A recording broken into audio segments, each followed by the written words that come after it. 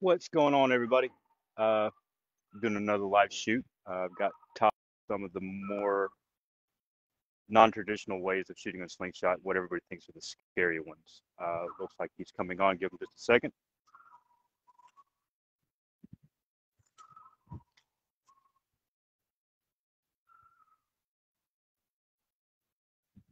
My head is shiny.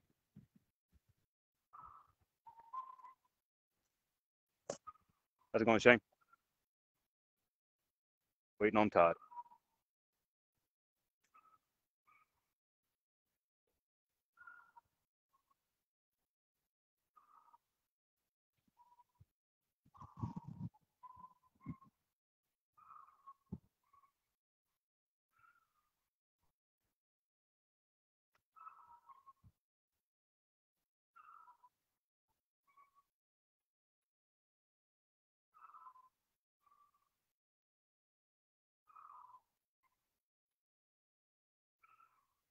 How you doing, Carl?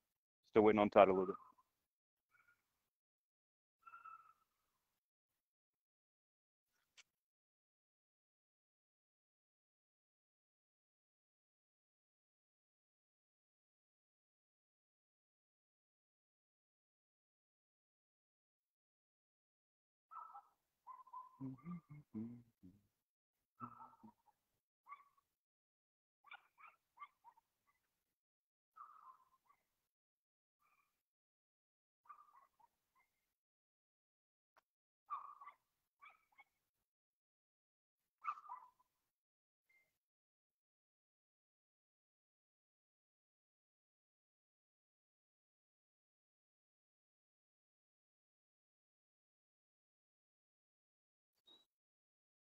Yep. There it is. All right. Hey, how's it going, everybody? Hey, Robert.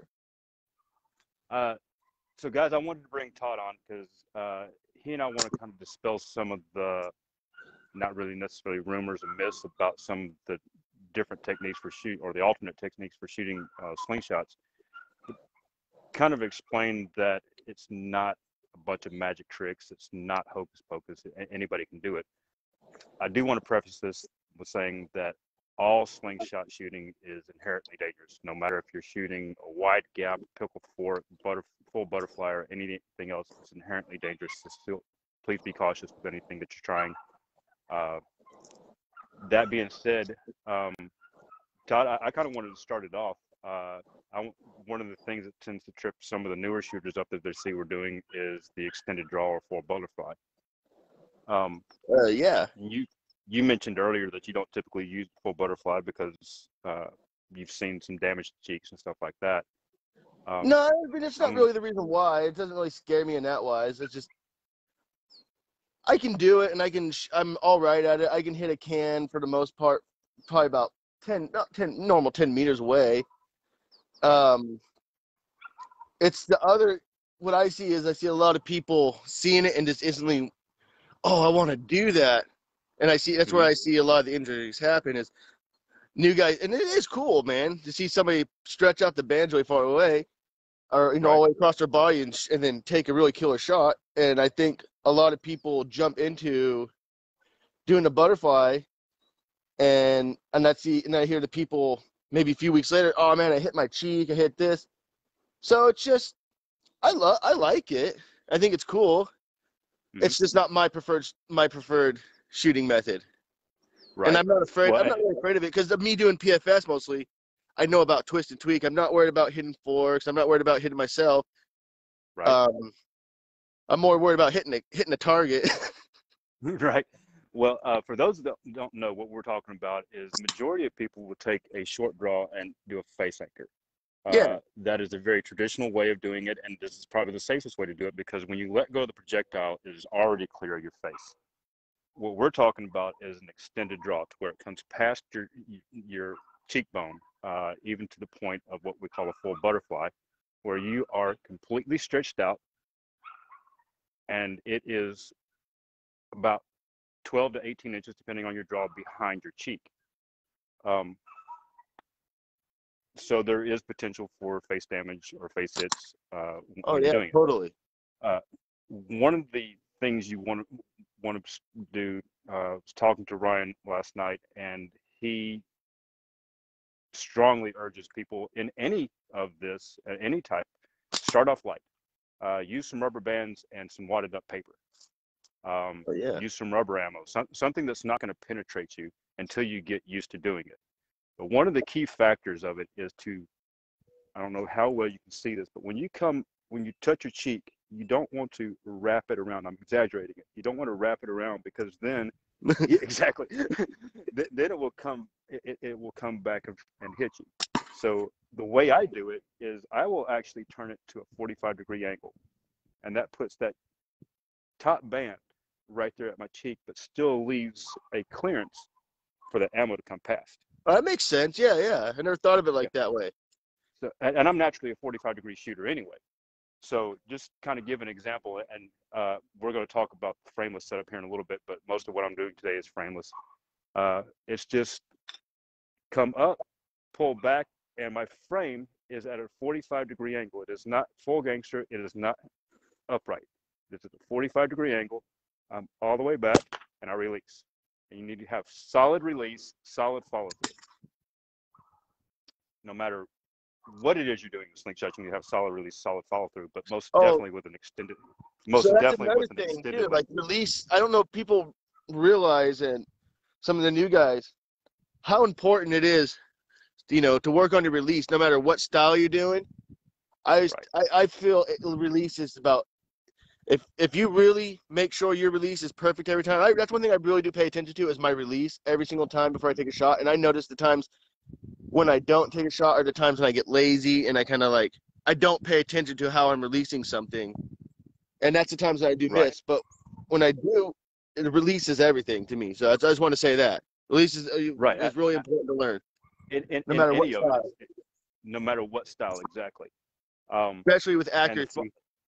Especially with accuracy. I have found that the only time that I have had a fork hit or a fork hit frameless is when I was not paying attention to what it was I was doing.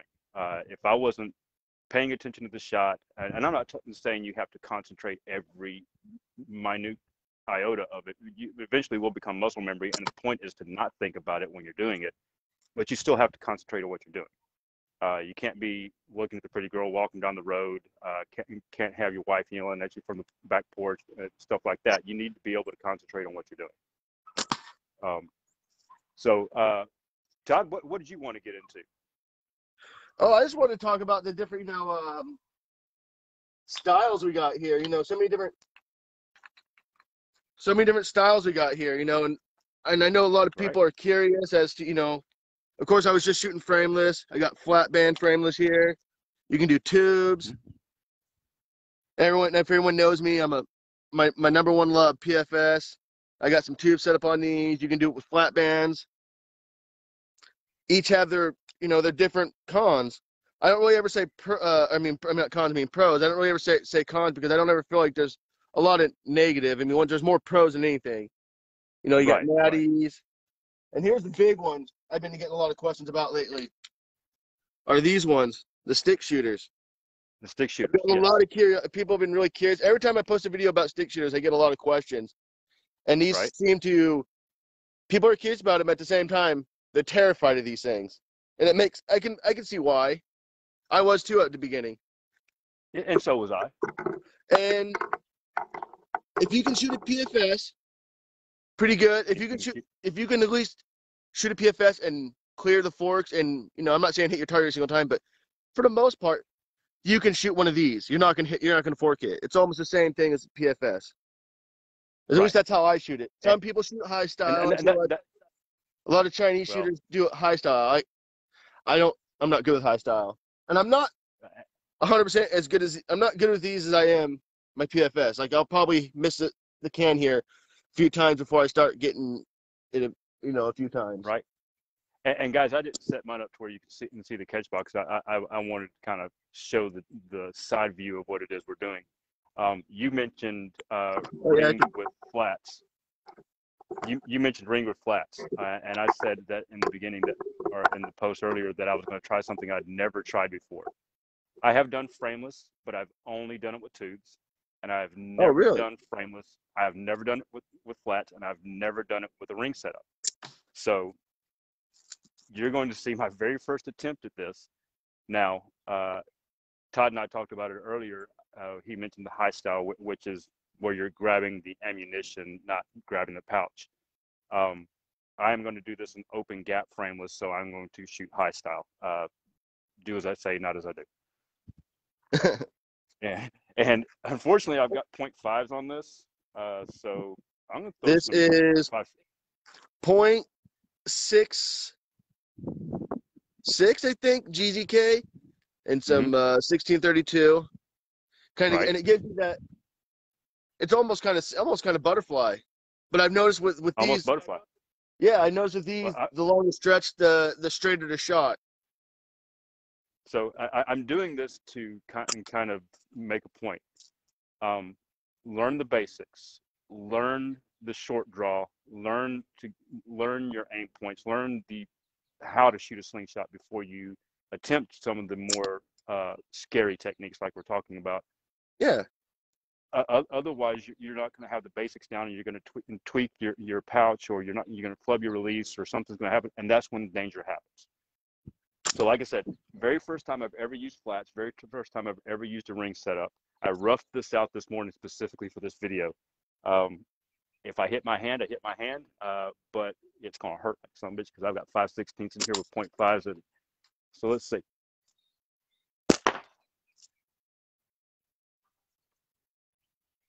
Yeah, I remember when I first was interested in PFS, and it was actually Moan Waller was the first ones that made me want to shoot a PFS because I remember I came in, all I knew was just natties and I think like simple shot frames. That was all I knew, and Right. wrist rockets.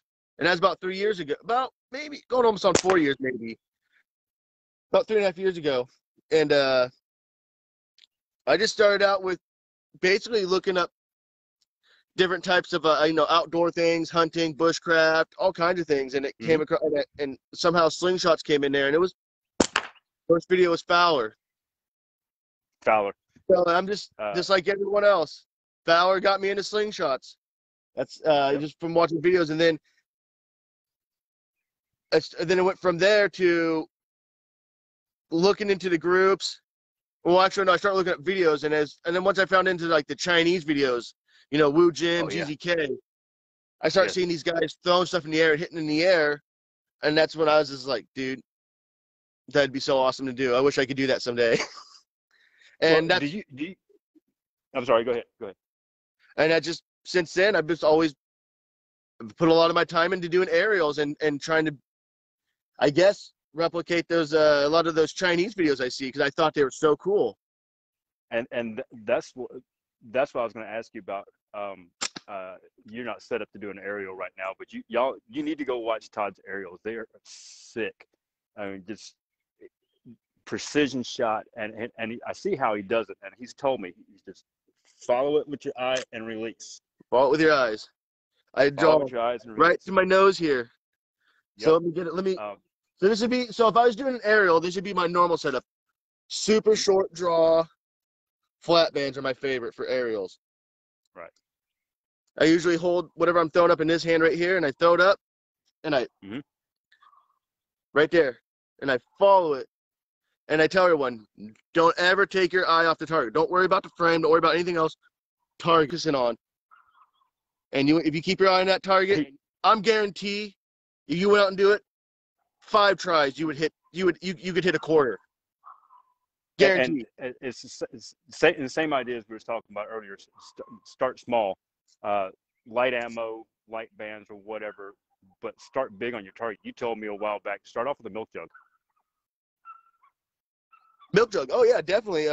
Start I got a friend, Steve Jetter, who me and him, he can do aerials too, but he doesn't post a lot of videos. He's a little bit more quieter, but he loves slingshots just as much as anybody else, and he lives in Texas, and he actually got videos on his YouTube of him throwing milk jugs up and shooting with rolled aluminum balls. That's what he learned with. Absolutely. And now the guy, he can throw a lighter up in the air and shoot it, and coins and stuff. He showed me videos. He just doesn't post them a lot. Just But doesn't post. Well, if you want to learn aerials, get a milk jug. Throw it up. Don't have to throw it up super high. Throw it up maybe just in front of you, and then keep working at it. And then before you know it, work down to a can. You know, right. and then I shoot. That's more than that's what I shoot more than anything is cans. I throw cans up in the air. I don't sit around and shoot small stuff all the time. And unless you're sending videos to me. Yes, unless I'm doing videos, and that's because I want the video. I want to make a cool slow motion video. Half of my addiction is watching things screen. Right. So I real quick, I want to get right. I want to get back into Frameless real quick. Yeah. It's one of those things that tends to scare people. And I'd get on it. I'm a little short on time real quick. Frameless is essentially just you're holding a frame in a high pinch grip. And if you don't know what that is, look it up. It's the way I tend to shoot. My fingers are really close to the fork tips. So when you're doing Frameless, and this is the way I do it, I have my bands come across that knuckle, and I will start off a little slack and pull my tension. And now that I've got my tension, open my hand. So now I've got my fork gap at whatever fork gap I want it to be at that time, everything from pickle fork to about 90 millimeters. Like I said, it's essentially the exact same thing as doing a high pinch on it. So your hand is really close to the fork. So yeah, exactly. Mm-hmm. Same way I do it. So it's no more inherently dangerous than doing that. And y'all have seen me shoot Frameless a couple of times, but one of the things I wanted to point out is on a Frameless setup, you're not pre-tensioned on your forks per se. You're pre-tensioned back here at your anchor point. So you've got to draw that tension and then put it on your forks. Or at least that's the way I do it anyway. I do that with tubes more than I do with flat bands just because they're easier to keep on my finger when I have the tension. Yeah, I noticed that. With flat bands, it's easier just to lay them because flat bands just like slide over your fingers. Yeah. Whereas, tubes will slide over. So pre-tension and come back. And as you are drawing back, open your hand up. And again, be solid on your release and solid on your follow through. Hey, Moan, how's it going? Hey, see, Moan says right there, he's saying right there in a comment, he said he remembers when I first asked him about aerials. I was like, how do you do that? And Moan literally I don't mean to cuss, sorry, but literally explain how to do aerials. And I took about a week to sitting outside, literally going out in the middle of the forest where nobody is, where I wouldn't hit anything, and throwing stuff in the air and hitting until only the squirrels laughing at you. They still laugh at me because I can't ever hit them. Oh man, if you watch the other video did with Jordan, he tells the story about hitting one in the fork of a tree that was like 30 yards up or 30 feet up or whatever. Then he's got ones on the ground that are 8 feet in front of him, and they're sitting there laughing at him. I could so relate to that because that is so me. I literally go out to my burning barrel and we burn some of the cardboard, all the burnables around here, and if I'll forget to take a slingshot with me, and every time I do, that squirrel will just sit there and eat his pine nuts and just look at me. But if I have one in my pocket, I don't know how he knows but he takes off. But I've had times where I literally will shoot around his head. Oh yeah, and he's just sitting there. So I know that whole feeling. Oh, I saw hunting squirrels. I've got to get off. I'm trying to do this on my lunch break. I hope we dispelled a few of the myths. I hope we made it a little clearer that you do need to get the basics under your belt before you would try any of the alternate stylings. Use a frame, something that has a little bit of extension off where your fingers would be, so it's less likely to hit your fingers. I'd say go out and make yourself a wide natty. Start out with that and work your way down until you find a gap that you like. Right. And work on your release. Yes. Because release is part, to me, is a part of safety. If you're releasing bad, hit your hand or you're gonna hit something. Right. If you can't consistently hit 40 millimeters with a standard frame, I probably wouldn't try any of the alternate styles yet. Yeah. Because you're not consistent on your release. Yeah. But don't be afraid once you find that constant to explore other alternates, because I never thought I would be a frameless shooter. I love frameless. I never thought I'd be a tube shooter. I love tubes. I never thought I'd shoot a pickle fork. But I never thought I would take my thumb and go high style and come off and shoot like a stick shot. But I love doing it. Not very good with it. But like what we're saying, get the basics, get your release under control. Look into some of the alternate styles. There are several people out there in the community that enjoy the alternate styles a lot more than even Todd and I. But we're all here to help. Reach out, ask questions, get some instruction, and be safe about it. I'm only a message away. If anybody ever has any questions about anything, hit, or Jordan. Yeah, absolutely. I mean, any of us here. We all are. Or that's what this community is for. All of us are here to help each other and make sure that we all can grow the sport and make it bigger. Yeah, because the more injuries we have in this sport, Dan touched on this the other day on his fork tip video. The more injuries we have on this sport, the more negative views we get about the sport, and it's not going to allow it to grow. So. Oh, definitely. That being said, guys, I appreciate y'all joining us. Todd, I appreciate you being on with me. Yep. I got to get back to work. All right. Got some bills to pay. Thank you, everybody. Thank y'all. Be safe, responsible, and make sure get out there and have some fun and shoot. And remember, get out there and shoot stuff. Shoot stuff. Later, guys. Have a good day.